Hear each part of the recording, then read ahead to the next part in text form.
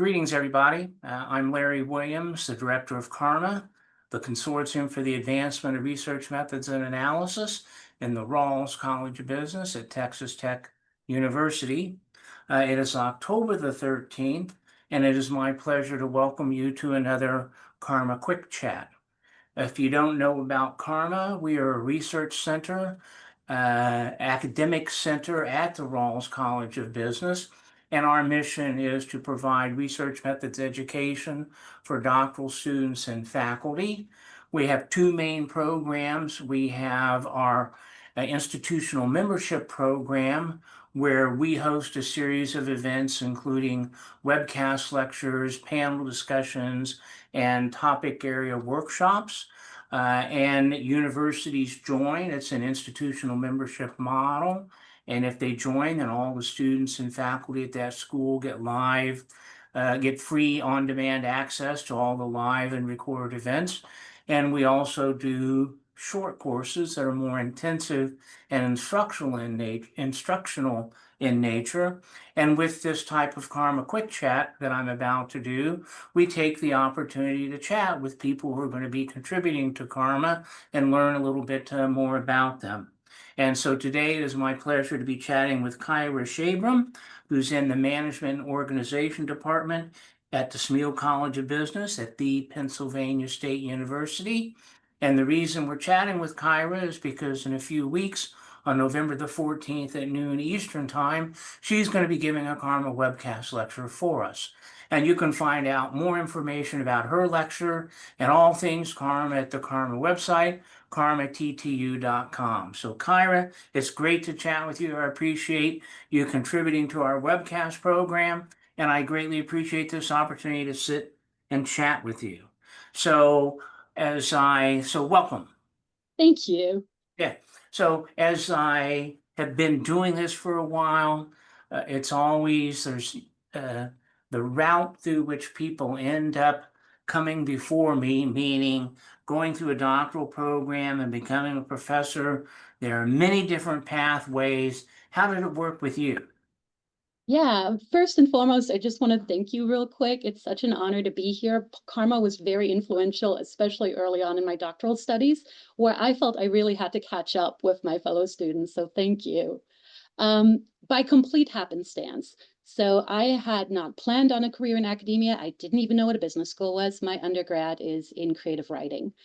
And my goal had been to work in animal welfare. And I was working my way up through various animal welfare nonprofits and realized I was starting to manage people and just making it up. So I went back to get a part-time master's in business, only to be a better leader, and was exposed to research there and learned that you could study these things. I had no idea. Became really excited and passionate about research. Still probably wouldn't have made the transition. And in a way, I was lucky, though at the time it didn't feel that way. But the big push for me was the Great Recession. I lost my job. I thought my life was over. I applied to doctoral student programs. I got into one, and here we are. Well, it's another good story that we'll add to the list. And our field is better off for that having happened, that's for sure, because you've got a great career going. In the time that you've been out, you've been very active with your research. And I noticed that you described yourself as a multi-method scholar. And so that's really kind of the first time that I've heard somebody refer to themselves kind of with that way, with that type of identity. And I'm just wanting to know more about it and how it came to be that you described yourself in that way and have that. Yeah, I'd be happy to. I very much am driven by phenomena. The research question always comes first. I see problems in the real world that I'm interested in answering. Initially, that came from my past career. So I was lucky that I considered entering a doctoral program right around the time that the study of meaningful work was emerging. And at the time, that research tended to focus on the positive aspects. People are more engaged, they work harder, they work better. And that was not my experience working in animal shelters, where I saw a lot of people crying in the corner. We had extremely high burnout and turnover. So initially, I was interested in answering those questions, and that really has persisted. And so, in order to answer questions, I then have to find the tools to do them. So I consider myself very much an amateur, dabbling in a lot of different methodologies. I do my best to learn them, but I'm not an expert in any of them. I was lucky in that I went to get my PhD at the University of British Columbia, where we had qualitative scholars, quantitative scholars, really the gamut, and where the faculty was willing to take a risk on me and said very explicitly that if you want to study this idea of meaningful work, we support you. We can give you the tools to do that, but we don't necessarily have experts in that literature here. And so I was very lucky in that I could learn inductive methods from Sally Maitlis, deductive methods from Sandra Robinson. And so just having that that wealth of knowledge, just I apply that to research questions. For the most part, every new project I've started, I've probably had to learn a new methodology. And I'm happy to talk about the pros and cons of that. It's not the fastest approach. It certainly isn't. Yeah, well, so what are the pros and cons, and what are the challenges?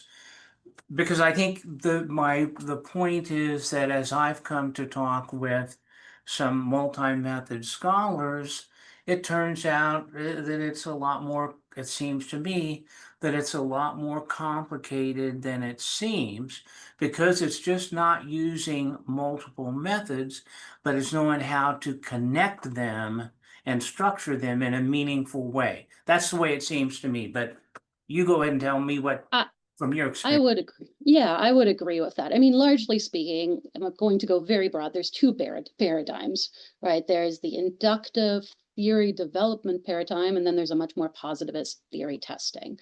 And I think it can be helpful to play in just one of those because it can inform all your thinking. And so it's more efficient. You also understand your audience better. You don't constantly have to read up. So there's a lot of advantages in specializing. The advantage in not doing that is that you can play in those different areas depending on where a research question lands. So if I'm interested in studying a topic where we just don't know a lot, our recent paper on sabbaticals, an inductive study lends itself to that. If we already know quite a bit, like our paper on burnout, there's 50 plus years of research on that, it makes more sense to go deductive. I suppose the one thing I should clarify is it is helpful to think about whether or not you are a multi-method scholar in your career or whether you're trying to do that in a specific paper. Hmm. Trying to do it in a specific paper adds a lot more complexity because now you don't just have to think about what does this particular research question lend itself to, but you have to justify having those different approaches hang together. And you're probably going to get reviewers from both sides. Hmm. And now you also have to think about how am I positioning this for two reviewers who might have completely different epistemological approaches. Hmm.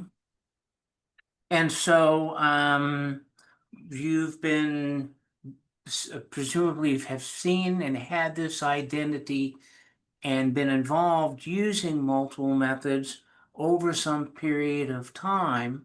How is it that your approach or your understanding of multiple methods and multi-method research has evolved with that experience that you've had?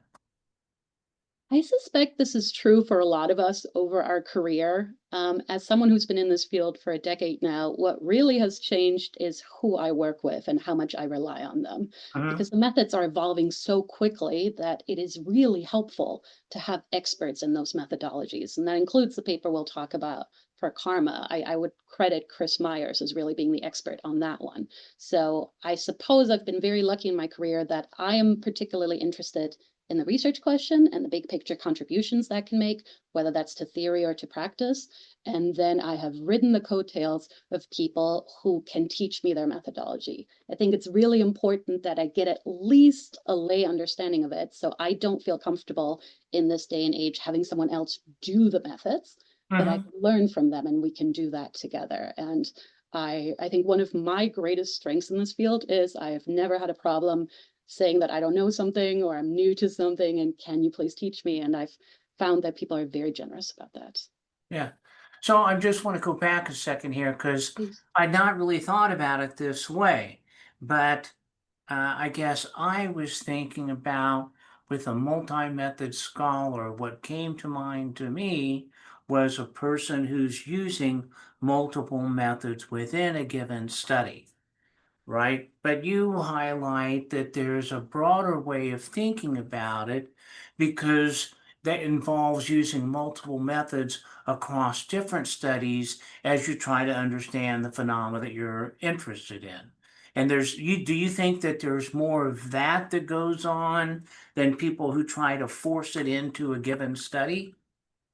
I believe so. Yeah. There's a couple of answers to that. First, I think there might be a real file drawer problem because from personal experience, it's been so much easier and faster to publish single method Yeah. papers. And so Yeah. I've got an entire portfolio of multi-method papers that are moving much slower. I suspect that might be true in general. Um, in terms of people integrating the two approaches, I think there's much more of a hunger for that now than there has been in the past. And I think that may have gone hand in hand with more people being driven by phenomena. That's just my anecdotal interpretation of the field. But I Uh-huh. think I shouldn't say everybody, maybe we're just specializing more. And the people who are specializing in phenomena and research questions seem to be much more open to playing in different arenas. I do worry that that comes at a time where we want to publish more and that slows you down. But I do think that is a trend that we're seeing.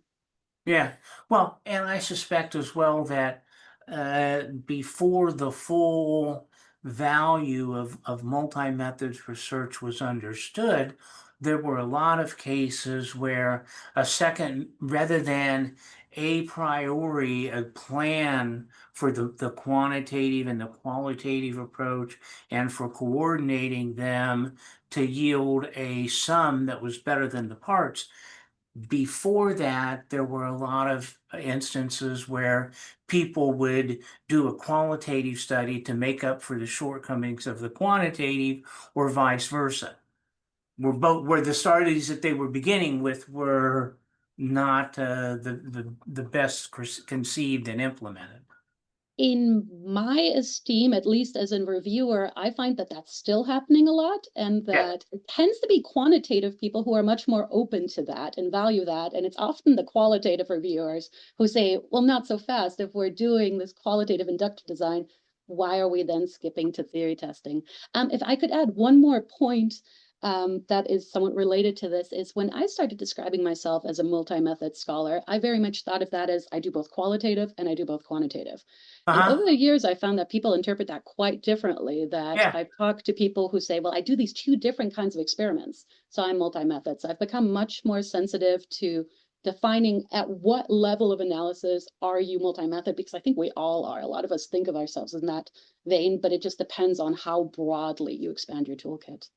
Yeah, well, and we've been fortunate enough to have some Jose Azarman from Spain, who's publishes as a multi-method scholar, and he focuses a lot on the relate of how you build the relationship between the two. And before I got exposed to him, I would not have thought about that there are multiple ways that you can do that.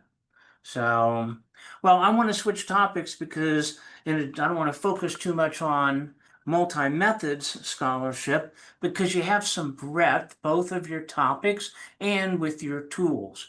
And so, as it turns out, moving around as I have, I've had a couple of sabbaticals during my career, and I look back and I feel like I just really I did everything wrong about how to do it, right? But I noticed that I have hopes of getting one sometime in the next couple of years. I notice you work in that area. I've talked to friends about what to expect and how to get the most out of it. I've got my own experience. But from your work on the topic, what would be the best thing that I could do?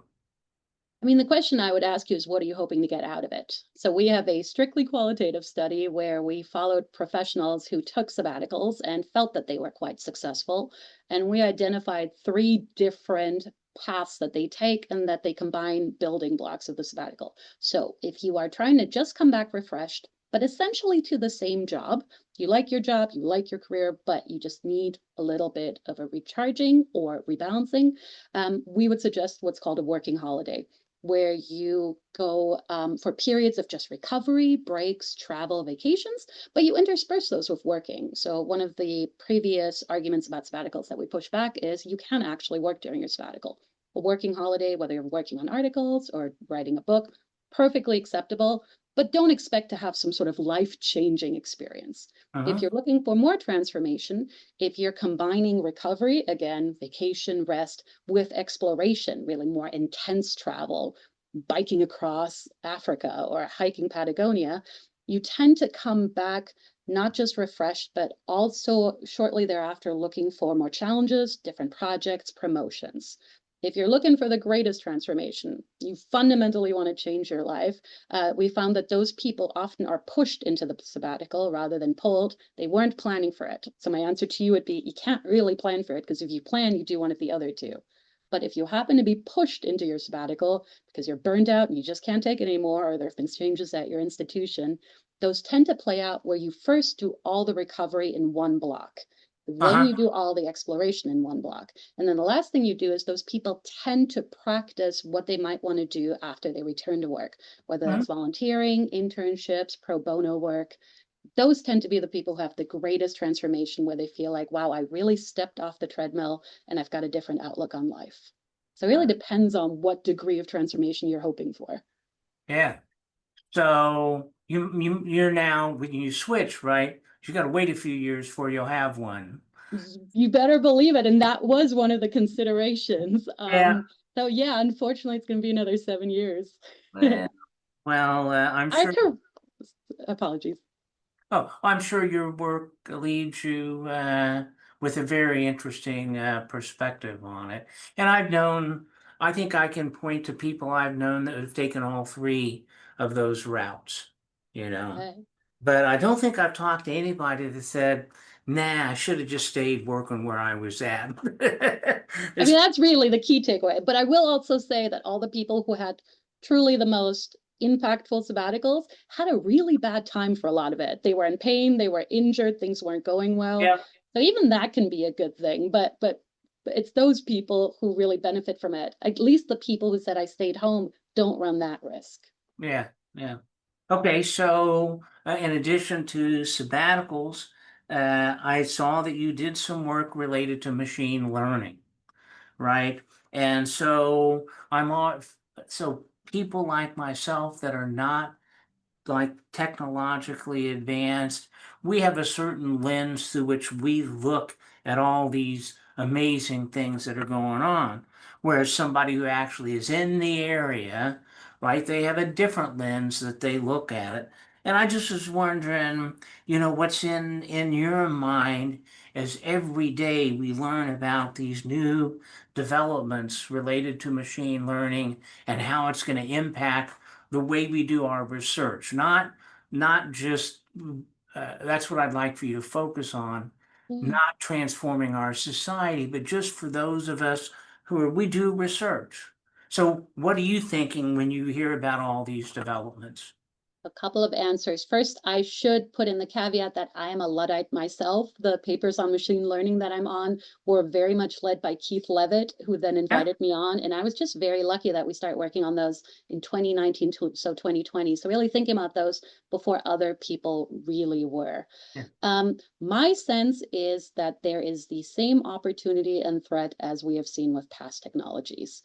That when we start to panic about this is fundamentally different, those arguments have been made when Excel came around, those arguments have been made when the Luddites had problems with looms and weaving machines. And so I really try to think about, in the current state of academia, what are the opportunities and what are the threats?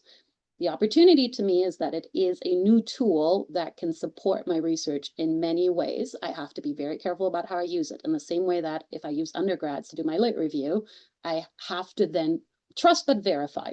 That's also my mantra when it comes to machine learning.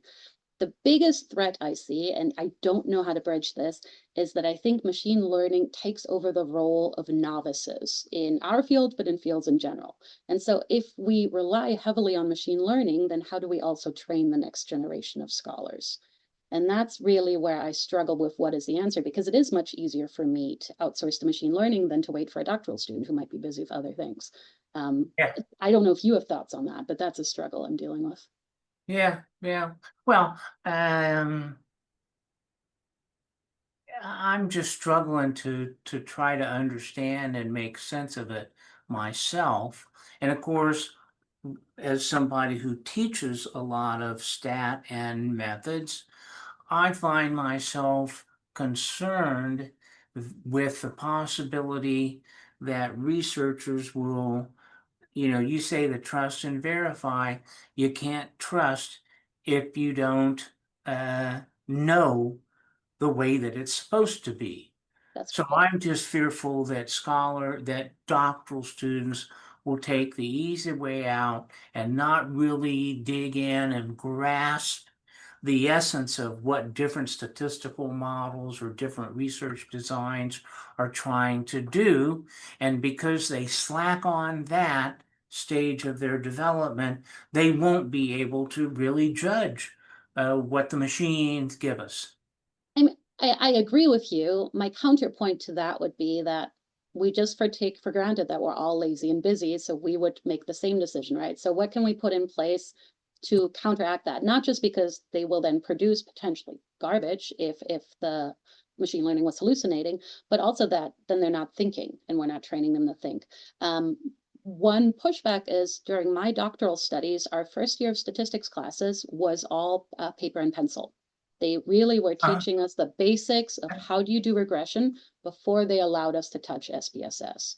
yeah, And so I think there's an analogy here in terms of how we should train our doctoral students. I think you see this a lot in conversations about comprehensive exams. Okay, so how do we ensure that they have the basics before we let them loose on the tool? But in the same way that as the parent of toddlers, I can tell you that I really need to make sure the sugar isn't on the counter and then I provide them with the healthy food. I think it's folly for us to think that doctor students won't use it or to put our head in the sand. They will use it. yeah. We will probably be tempted to use it. What can we do about it?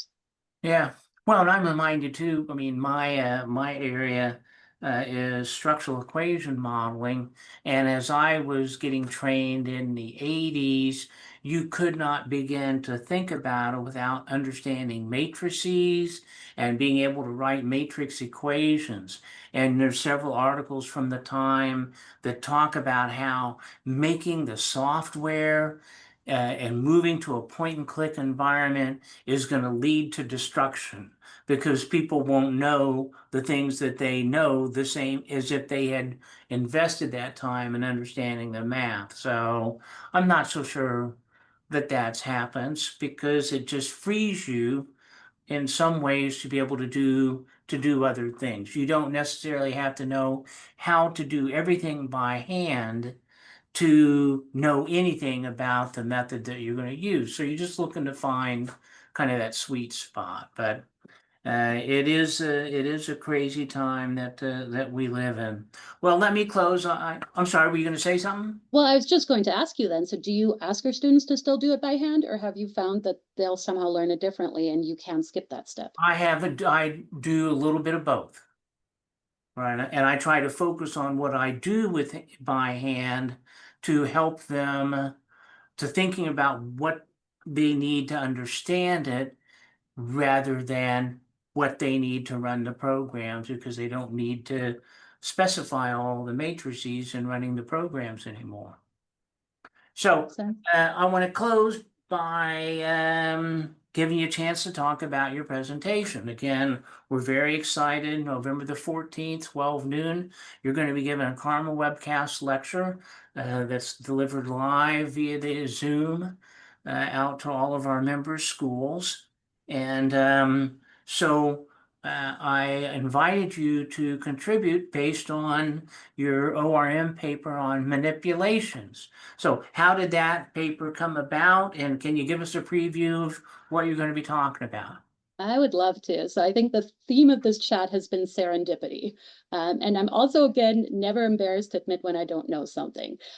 This is a paper that was written by someone who didn't really understand experimental designs and didn't really understand manipulations. That is not my training. So it seems a bit silly at first that I'm the first author on this. What happened is I was working on an AMJ on burnout that I referenced earlier, and we were designing a manipulation. And the traditional way that that is done just didn't seem to make sense in this case, because I wasn't interested in the manipulation per se. I was interested in the compassionate state that it evoked and how compassionate someone felt. And so I tried to find ways to justify that approach and really hit a lot of dead ends. And what I've come to realize years later, after working on this paper with my co-authors, Chris Myers and Ashley Harden, and really Chris being the initial helpful advice there, is that that's really unusual in our field. That other fields allow for different types of manipulation and they label those different types and understand their purpose. In our field, we didn't have that. And so as a consequence, it seemed to us that the only type of manipulation that is considered legitimate in our field is what we call a treatment, this true experimental manipulation. And that other forms would then be seen as these bastardized versions of that, as subpar. And again, that didn't really make sense, at least for the manipulation that we were designing. And so we did a lot of research, both by looking at those other domains that distinguish between types of manipulation, economics, medicine, communications, and then also by doing a systematic lit review in our own field. And what we came to realize is that people are indeed using different types of manipulation. Treatment is king. It dominates. It is the majority of manipulations in our field. But there are these other types that are very commonly used, but almost in this hush-hush manner. We don't talk about any kind of manipulation where they're not interested in the condition. And so what we have done is try to unpack, there are in fact different types. There are treatments where, again, you are interested in the effect of the conditions on some kind of outcome. And then there are, broadly speaking, primes, where you are just using the manipulation as a tool to create a state that is uncommon, that is rare, that you might want to prime in your experiment. Again, what you are giving up when you do a prime is any kind of claim of causality. Absolutely being honest about that. But it allows you to study phenomena that we otherwise might not, because we're waiting for them to happen by chance. And so if you are interested in attending this workshop, I think it may be particularly helpful for people who are starting to dip their toes into manipulation or who are open to those different perspectives. I will say that this paper took years and years to publish. And in part, that was because we got a lot of pushback from true experimentalists who raised a lot of concerns, some of them quite valid, about, are we undermining our scientific efforts? Are we undermining our field by proposing that you could manipulate for reasons other than causality? And so I'm more than happy to address all those points in discussing what these different types are, how they're currently being used, and how we think they should be used to leverage each. Yeah. Well, sounds like it's going to be very stimulating and very thought-provoking, and that's what we hope to do with Karma. And I'm glad you're able to fit this into your busy schedule, and we will look forward to that again, November the 14th, 12 noon. If you're at a Karma member school, you have access. If you're at the Academy of Management, you have access. If you're not, you want to get access, give us an email, and we'll be happy to allow you to attend. So, Kyra, it's been a pleasure. Thanks for taking the time to chat with me, and we'll look forward to seeing you in a couple of weeks. Hope to see you then. Bye.